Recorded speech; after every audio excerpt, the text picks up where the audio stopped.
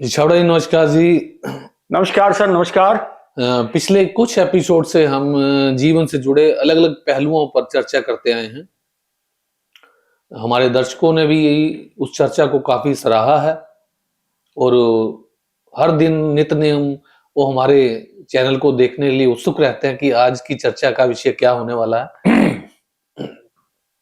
बात करें तरक्की की, बात करें समृद्धि की, बात करें ईमानदारी की, तो ये चीज़ें ऐसे हैं जो देश को किसी को भी आगे बढ़ने में सहायक सिद्ध होती हैं और ऊंचाइयों पर ले जाती हैं। लेकिन इसके बावजूद जहां पर झूठ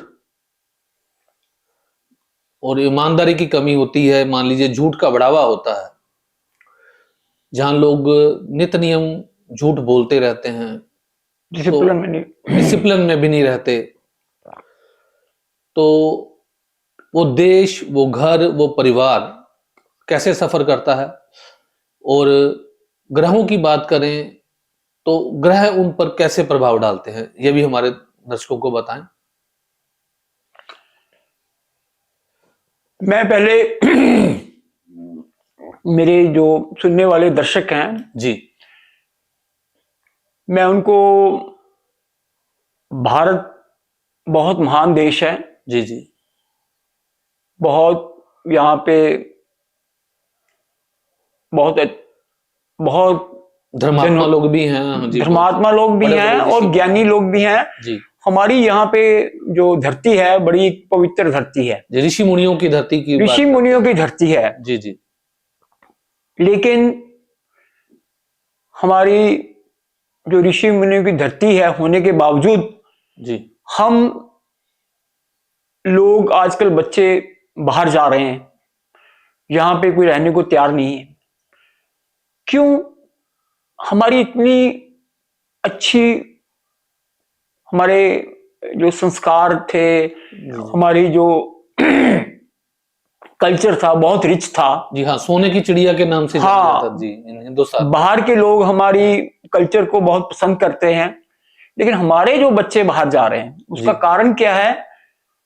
कारण क्या है? एक तो हमारे यहाँ पे जो डिसिप्लिन है जी, और छोटी छोटी बात पे लोग झूठ बोलने शुरू कर देते हैं और ट्रांसपेरेंसी नहीं, मतलब बात को छुपाने की कोशिश, हर चीज छुपाने की कोशिश करते हैं। लेकिन आजकल जो एजुकेटेड बच्चे हैं वो इन चीजों को लाइक नहीं करते जी। लेकिन यहाँ पे हमारी जो सोसाइटी है जी, मैं सभी को इसके लिए ये नहीं कह रहा भी सभी ऐसे ही करते होंगे, सभी झूठ नहीं बोलते, सभी मतलब डिसिप्लिन में ये नहीं है भी सभी डिसिप्लिन में नहीं रहते होंगे, ईमानदार नहीं होंगे, ऐसी नहीं है।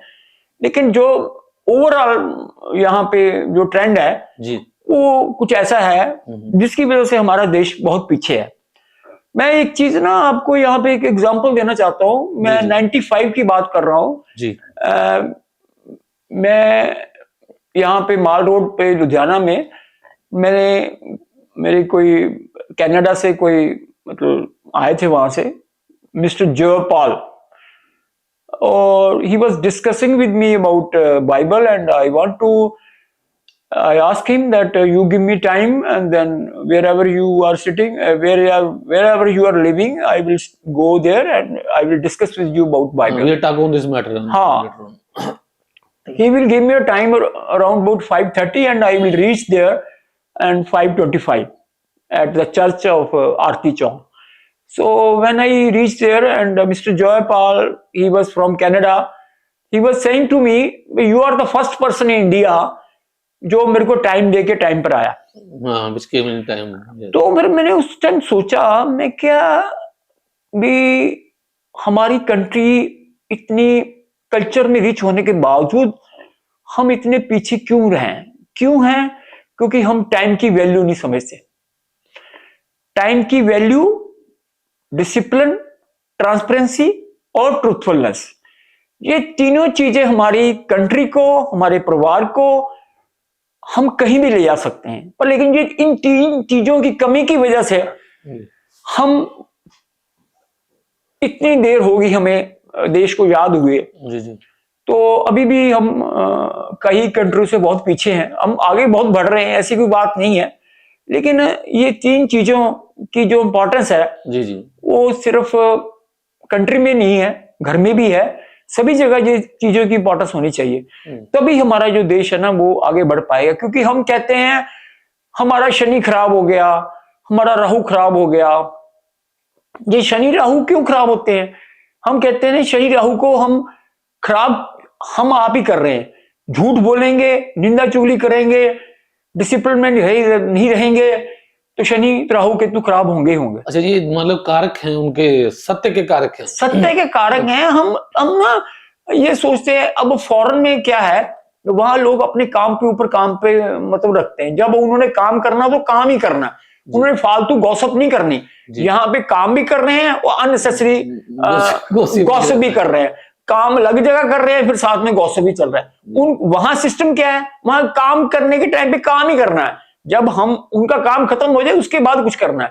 तो यहाँ पे हम अननेसेसरी टाइम एक तो टीवी देखने में वेस्ट करते हैं जी जी, और अननेसेसरी मोबाइल पे बातें करने में वेस्ट करते हैं। जी सर, जैसे कि बात हुई, मैं आपको इंटरप्ट कर रहा हूँ, तो जो कैनेडियन पर्सन आपसे मिले थे, तो उनसे चर्चा, यानी कि उनकी लाइफ का पार्ट काफी स्पेंड उन्होंने बाहर ही किया होगा कनाडा में, तो आपको कैसा लगा कि उनसे बात करके कि उनके और हमारे जो इंडिया के जो लिविंग स्टाइल में किस तरह का डिफरेंस देखने को मिलता है? देखो, मैं उनसे 95 में मिला था। After 3 year he will also write a letter to me ji, क्योंकि उसको 3 साल के बाद भी उन्होंने मेरे को रिमाइंड कराया ji, what is happening in your society ji ji. So that means एक बार बंदा मिलने के बावजूद जी, उसके बाद भी वो मेरे को 3 साल के बाद याद कर रहा है जी। पर यहाँ पे ऐसा सिस्टम नहीं है। हम तो यहाँ पे किसी से बात करते हैं ना, तो फिर उसको अपना काम निकल गया, उसके बाद उसको हम बहुत जल्दी भूल जाते हैं। लेकिन वहां पे जो लोग हैं, वो एक उनकी जो क्वालिटीज है, वो डिसिप्लिन, ट्रूथफुलनेस और काम के ऊपर काम ध्यान देना, दैट्स ऑल।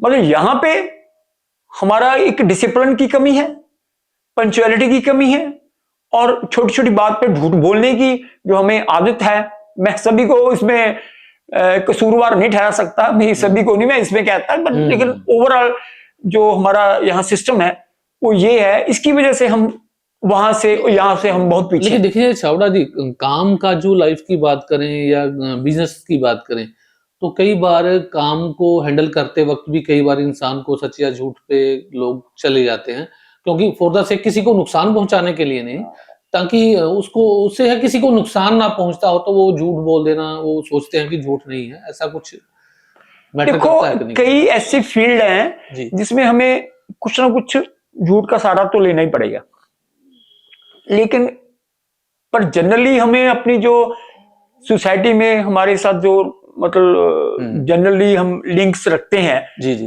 उनके साथ भी हमें ट्रांसपेरेंसी तो रखनी चाहिए ना। झूठ का मतलब ये नहीं है अभी सारा दिन इंसान सारा दिन सच नहीं बोल पाता है, क्योंकि कई बार उनको उठना बैठना ऐसी लोगों में पड़ता है जहां उन्हें ना चाहते हुए भी ना करना पड़ता है कई लोगों को, कि नहीं कुछ नहीं, आज मैं नहीं आ सकता। कुछ उन्हें मतलब कि ऐसी पोजीशंस बन जाती हैं जहां वो नहीं चाहते कि सच बोल के वो ऐसा अपने आप को साबित करें कुछ। नहीं, वो ठीक है आपकी बात, मैं इसमें एग्री करता हूं, पर लेकिन ना यहाँ पे मैं थोड़ा सा फिर अपनी बात बीच में रखना चाहता हूं, क्योंकि मैं 92 में 93 में मैंने भगवान से प्रण कर लिया कि मैं सच बोलूंगा जी। वो सच बोलने की आदत मैंने उसमें डाल दी। उस टाइम मैं स्टॉक एक्सचेंज का काम करता था, वहां ट्रेडिंग होती थी, मतलब बाय माउथ ट्रेडिंग होती थी, वहां पे कोई ऑनलाइन कोई ट्रेनिंग नहीं होती थी पहले जो थी। स्टॉक एक्सचेंज का काम ऐसे ही हुआ था, आजकल तो कंप्यूटराइज्ड हो गया। उस टाइम मैंने वहां पे मतलब मैं थोड़ा सा इंश्योरेंस का काम करता था, प्लस स्टॉक एक्सचेंज का काम करता था जी। तो फिर मैंने उस टाइम ट्रेडिंग के टाइम पे मैंने 2% कमीशन अपनी लेता था, तो बाकी जो ब्रोकर थे वो अपनी वो भी कमीशन लेते थे, लेकिन बीच में वो अपना कुछ मार्जिन एक्स्ट्रा रखते थे जी, जो भी ट्रेडिंग होती थी। तो मैं वो करता नहीं था। जी मैं कहा नहीं, मैं सच बोल के पैसा कमाने हैं, मैंने झूठ बोल के पैसे नहीं कमाने। जी लेकिन वो एक बिजनेस पॉइंट ऑफ व्यू से मैं बात कर रहा हूं, क्योंकि जी मैं, वो 1% कमीशन लेते थे, मैं 2 लेता था, फिर भी मैं बीच में कोई ऐसी बात नहीं उन्हें करता वो था, रहता था कि हम और कमाएं थोड़ा। कमाएं। पर लेकिन मेरी कॉन्शियस अलाउ नहीं कर रही थी भी मैं ये काम करूं, कि किसी से मैं किसी रेट पे कोई सेल हुआ तो मैं किसी रेट पे बताऊं, हाँ और मैंने 2% कमीशन लेनी तो 2 ही लेनी है। हाँ, इसी बात को अगर देखा जाए तो पढ़ने वाले बच्चों की बात करें, स्कूल में, कॉलेजेस में, वो भी किन्हीं बातों को लेकर कभी झूठ का सहारा लेते ही हैं, या कई बार उनके पेरेंट्स की तरफ से ही कहा जाता है। मान लीजिए कोई स्टूडेंट्स उनसे कोई कॉपी मांगने आ गया, जब मान लीजिए वो रूटीन में कॉपी मांगने आता ही रहता है, तो मदर ही उसकी कह देती है जाओ घर पे है नहीं जी। या बच्चे को ही कह देती है, वो कहते हैं कॉपी जो है किसी और को दे दी। तो और बच्चा जो एक दो बार झूठ बोलने की आदत पड़ जाती है, फिर वो अपने एंड पे कुछ ना कुछ हैंडल करने लग जाता है, उसको झूठ को अपने लिए ही इस्तेमाल करने लग जाता है। तो ये कहाँ तक उसके करियर में मतलब नुकसानदायक रहेगा? देखो, बेसिकली मैं ये नहीं कहता भी सभी जगह 100% सच ही बोलना चाहिए, कहीं भी अपना कुछ देखना भी चाहिए। ये नहीं है भी हम अपना अपना भी देखना पड़ेगा ना, ये तो है नहीं भी हम अपनी इंटरेस्ट को मतलब इग्नोर करके सब कुछ, मतलब कई बार कई बच्चों की आदत होती है ना भी एक ऊपर डिपेंडेंट हो जाते हैं, हाँ जी, भी आदत पड़ जाती है, फिर एक बार हमें मिल गया मेरे को कुछ हो जाए फिर दोबारा फिर वही करता मांगने है। लगे। तो उसको मतलब ऐसी आदत नहीं किसी को डालनी चाहिए भी जिसकी वजह से हम वो भी कल को वो अपने लेवल पे कुछ करे ना, तो किसी के ऊपर डिपेंडेंट होके वो अपना मतलब एक अपनी एजुकेशन के ऊपर अच्छा, अगर फोकस ना कर जी पाए। जी, पॉलिटिकल लीडर्स की बात करें, हाँ जी, हाँ जी। जैसे कि 5 साल के लिए कोई इलेक्टेड हुआ और उसने 5 साल के लिए हमें देश को जो है, इलाके को जो उसका कॉन्स्टिट्यूएंसी पड़ती है, सेवाएं देनी है, तो वो प्रोमिसेस करते हैं, सभी लीडर प्रोमिसेस करते हैं, आने से पहले भी और आने के बाद भी। तो क्या वो 100% आप सोचते हैं कि पूरे हो पाते हैं उनके कि नहीं? देखो, प्रॉमिस तो एक पॉलिटिशियन तो करते ही हैं, जी लेकिन आम बंदा भी बहुत प्रॉमिस करता है एक दूसरे से। जी एक पॉलिटिशियन तो एक लग गया है ना, वो तो पब्लिकली करते हैं, जी सभी के सामने करते हैं, लेकिन जनरली हम एक दूसरे से भी प्रॉमिस करते हैं भी मैं आपके लिए ये कर दूंगा, वो कर दूंगा। हाँ तो हम सिर्फ पॉलिटिशियन को नहीं कह सकते भी वही प्रॉमिस करते हैं, आम पब्लिक भी करती है। तो लेकिन जब हम हमारा ना इसमें जो, मैं ये किसी पॉलिटिशियन को इसमें कसूरवार नहीं ठहरा रहा, इसमें हमारे लोगों का मेन लेकिन मतलब वोटर तो वोटर ही है। देखो, वोटर नहीं, ने वोट देनी है और वोटर वोट दे चुका है अपनी, मान लीजिए, और उसने अपनी वोट जो है जो उम्मीदवार को सही मानते हुए, जिसने कहा कि मैं आपके लिए वो ये एरिया को इतना डेवलप कर दूंगा, कि ये सोचते हुए कि मेरे एरिया के लिए डेवलपमेंट के लिए कर रहा है, वोट दे दी है। अब जो वोट लेने वाला है, मान लीजिए वो जीत गया है, तो जीतने वाले को किस हद तक अपने नियमों का पालन करना चाहिए और करता है वो, कुछ ये देखने में हमें यही आता है कि प्रॉपरली वो कर पाते हैं नहीं पाते हैं। तो पब्लिक की शिकायत वो रह जाती है अक्सर, क्योंकि 5 साल बाद फिर अलग दोबारा से इलेक्शन होती है, तो मान लीजिए वो वही दोबारा जो है कैंडिडेट फिर आता है कि मेरे को ही आप इलेक्ट करें, तो किस हद तक जनता उसे फिर दोबारा सराहेगी, जो कि काम कर पाया या नहीं कर पाया उसके ऊपर? देखो ऐसा है भी, यदि ये ना कोई पर्टिकुलर जो इलेक्शन होता है ना, पर्टिकुलर कैंडिडेट के ऊपर डिपेंड नहीं करता, ये पार्टी किस पार्टी को बिलोंग करता है उसकी भी क्रेडिबिलिटी साथ में वो जुड़ जाती है। जी किसी की, मान लो फॉर एग्जांपल एक बार कोई कैंडिडेट जीत गया, अगली बार नहीं, झूठ बोल के मतलब हो गया ना, झूठ बोला लेकिन प्रोमिस नहीं हो पाते पूरे वो। हाँ, प्रोमिस पता क्या होता है, मैं कोई भी पार्टी हो, जी इसमें पर्टिकुलर एक पार्टी नहीं है, हाँ पार्टी एक नहीं है, सभी पार्टियां प्रॉमिस करती हैं, और 100% कोई भी प्रॉमिस के ऊपर मतलब फुलफिल नहीं कर फुल नहीं पाते। होता। मैं नहीं कहता भी कोई बिल्कुल नहीं करता, 50%, 70%, 60% वो करते हैं, लेकिन जब हम वो हमारी इलेक्शन होते हैं तो वो हमें बहुत ज्यादा सभी बात दिखाते हैं भी ये कर देंगे, वो कर नहीं, देंगे। फिर प्रोमिस करने हम कह रहे हैं कि वही करते ही किए ही क्यों जाएं जो अगर नहीं पूरे नहीं, वो नहीं कर मेरे पाते। हिसाब से ना इनको वैसे मैं समझता हूं भी ऐसे फॉल्स या प्रॉमिस, सरकार नहीं सपोर्ट कर पाती है उनको, क्या नहीं नहीं कहना नहीं, है? ऐसा नहीं है। यदि देखो मेरी बात सुनो, मैं एक चीज बता रहा हूं भी, जब भी आपने कुछ करना ही है, हम्म लेकिन मैं ये चाहता हूं भी इलेक्शन होने के बाद भी उनको पहले लोगों को बोलना चाहिए भी जो हम बेस्ट कर सकते हैं हम करेंगे। जी बेस्ट मतलब बेटरमेंट ऑफ द पीपल। अब उसमें क्या बेटर होगा, क्या नहीं होगा, क्या नहीं होगा, उसके बारे में पहले डिस्क्राइब करना बहुत डिफिकल्ट है, क्योंकि सर्कमस्टांसेस इलेक्शन के बाद क्या बनते हैं वो हमें नहीं पता। लेकिन देखा जाए तो यही होता है ना कि वहां नंबर ऑफ कैंडिडेट बहुत ज्यादा होते हैं और एक दूसरे से ऊपर जाने की कोशिश में कि वो ये कह रहा है तो हम ये कह देते हैं ताकि हम जीत जाएं, तब तो ये एक दौड़ होती है। तब सर तो ऐसा है, इलेक्शन तो 5 साल के बाद फिर होने हैं। हाँ यदि हम आज फाल्स स्टेटमेंट देंगे लोग याद रखते हैं, ये ना सोचना लोग भूलते हैं। नहीं तो इतनी जल्दी आजकल इतनी जल्दी फिर सरकारें क्यों बदलती हैं? यदि वो लोगों की याददाश्त आजकल इतनी वीक नहीं है जितनी पहले थी। लोग आजकल नेट का जमाना है, मतलब सारा कुछ ऑनलाइन है, तो एवरीबॉडी नोज क्या किसने क्या प्रॉमिस किया था और क्या पूरा किया। तो मेरे हिसाब से ना पहले ही उनको बता देना चाहिए भी हम बेस्ट करेंगे। आप 5 साल के बाद उसको एनालिसिस करो कि हमने बेटर किया है या नहीं किया, उसके बाद हमें वोटर दो। हमें टोटली मैं ये किसी को ना एडवाइस नहीं कर रहा, किसी पॉलिटिशियन को ना किसी पार्टी को एडवाइस कर रहा हूं, मैं जनरली एक एडवाइस कर रहा हूं भी लोगों को ज्यादा फाल्स समझबाज दिखाने की कोई जरूरत नहीं है। जो हमारे समाज में जिस चीज की ज्यादा जरूरत है उसके ऊपर फोकस करो। जैसे हमारे एनवायरनमेंट ठीक नहीं है, हमारा खाने पीने में प्रॉब्लम है, हमारा पोल्यूशन है, हमारी एजुकेशन है, हमारी हेल्थ है, हमारी सड़कें हैं, ये चीजें मेन है जो कि हमारी डे टू डे लाइफ में काम करती हैं, इसके ऊपर फोकस करो।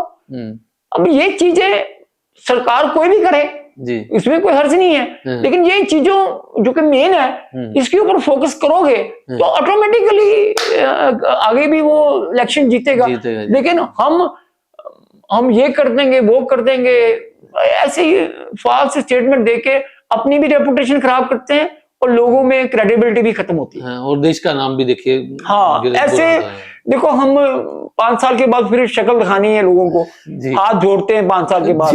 इससे बेटर है पहले वो बात ना की जाए, कल को लोग अपने आप ही कहें भी हमने वोट आपको देनी, वो काम किया जाए। तो सूरज छाबड़ा जी, आज की चर्चा में हमने एक कारोबारी आने वाली जनरेशन में जो स्कूल के स्टूडेंट्स हैं और देश को आगे ले जाने वाले जो हमारे लीडर्स, सब पर चर्चा हुई और सब तक ये मैसेज पहुंचा होगा कि देश को अगर आगे बढ़ाना है तो देश को आगे लाना है तो डिसिप्लिन और ईमानदारी से आगे बढ़ना होगा। डिसिप्लिन, ईमानदारी एंड ट्रांसपेरेंसी। ट्रांसपेरेंसी बिल्कुल, हाँ, ट्रांसपेरेंसी पूरी रखनी होगी। डिसिप्लिन, ईमानदारी, ट्रांसपेरेंसी। जी। और ये नहीं है मैं जी अच्छे हैं जी, मैं उत्थे जी, मैं कही मतलब लारे लूरे वाला कोई काम अगर हम कहते हैं कि हमारा देश बहुत अच्छे संस्कार है, बहुत अच्छी है, लेकिन हम जब डिसिप्लिन में नहीं रहेंगे जी, ईमानदारी से नहीं चलेंगे तो भगवान भी आपसे खुश नहीं होगा। तो भगवान को खुश करना है तो डिसिप्लिन, ट्रुथफुल एंड ट्रांसपेरेंसी से काम, तभी भगवान भी खुश होगा। और हमारे ग्रह जो है शनि राहु केतु बिल्कुल आपके साथ रहेंगे, कोई खराब नहीं होगा, कोई 60-70 तंग नहीं करेगी और कोई घबराने की जरूरत नहीं है। मैं आपको लिख के देता हूं, यदि ये चीजें आप अडॉप्ट कर लोगे ना तो आपके जो सारे ग्रह है ना वो आपका हेल्प करेंगे। तो इसी वजह से मैं ज्यादा टाइम ना लेता हुआ आपको यही रिक्वेस्ट करता हूँ, यदि हमने दूसरी कंट्रियों से compete करना है, यदि हम ये सोचे हमारे बच्चे बाहर ना जाएं तो ये चीजें हमारे कल्चर में नहीं होगी ना, तो बच्चे हमारे बाहर ही जाएंगे। हम जो राज कर रहे हैं यदि वही डिसिप्लिन में, ट्रांसपेरेंसी से, ट्रुथफुल से नहीं रहेंगे तो आम जनता क्या एक्सपेक्ट करेगी।